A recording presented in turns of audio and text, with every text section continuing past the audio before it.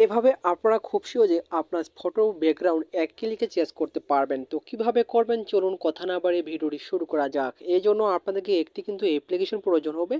আপনারা সরাসরি চলে যাবেন আপনাদের ফোন থেকে প্লে স্টোরে। তো সরাসরি চলে যাবেন প্লে স্টোরে, প্লে স্টোরটি ওপেন করে নেবেন। ওপেন করার পর সার্চ বক্সে ক্লিক করবেন।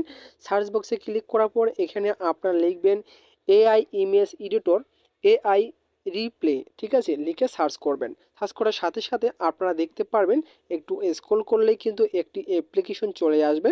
তো দেখতে পাচ্ছেন অ্যাপ্লিকেশনটি চলে আসছে। এই অ্যাপ্লিকেশনটি আপনারা ইনস্টল করে নেবেন, ঠিক আছে।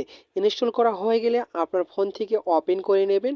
ওপেন করার সাথে সাথে ঠিক এরকম একটা ইন্টারফেস কিন্তু আপনাদের সামনে শো করবে। তো এখানে আপনারা দেখতে পারবেন যে গ্যালারি অপশন রয়েছে। এই গ্যালারি অপশনে ক্লিক করবেন। গ্যালারি অপশনে ক্লিক করার সাথে সাথে আপনার গ্যালারি শো করবে। যে ফটোটি আপনি ব্যাকগ্রাউন্ড চেঞ্জ করতে চাচ্ছেন সেটা এখানে সিলেক্ট করবেন। তো এখান থেকে আমি একটি ফটো সিলেক্ট করে নিচ্ছি। ফটোটি সিলেক্ট করা হয়ে গেলে নিচে দেখতে পারবেন অনেকগুলো কিন্তু টুলস রয়েছে।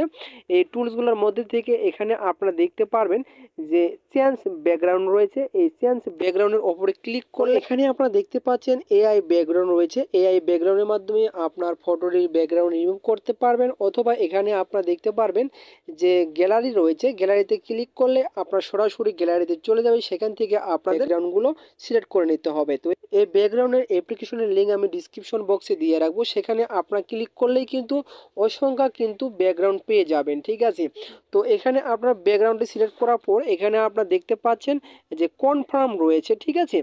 এখানে কনফার্ম অপশনে ক্লিক করে দেবেন। কনফার্ম অপশনে ক্লিক করে দেওয়ার সাথে সাথে নিচে দেখতে পারবেন আরেকটি রয়েছে কনফার্ম ওয়ান ইয়েস। এখানে ক্লিক করে দেওয়ার সাথে সাথে দেখতে পাচ্ছেন ফটোটির কিন্তু ব্যাকগ্রাউন্ড রিমুভ হয়ে গেল।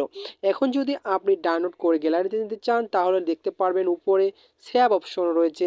এই সেভ অপশনে ক্লিক করবেন। তারপরে এখানে আপনারা দেখতে পারবেন যে পিএনজি রয়েছে। এই পিএনজির ওপরে জাস্ট একবার ক্লিক করে দেবেন। পিএনজির ওপরে ক্লিক করার পর এখানে আপনার সেভ অপশনে ক্লিক করে দেওয়ার সাথে সাথে আপনার সেভ হয়ে আপনার গ্যালারিতে চলে যাবে। তো মূলত এই ছিল আজকের ভিডিওটি যদি আপনাদের ভালো লেগে থাকে অবশ্যই পাশে থাকবেন।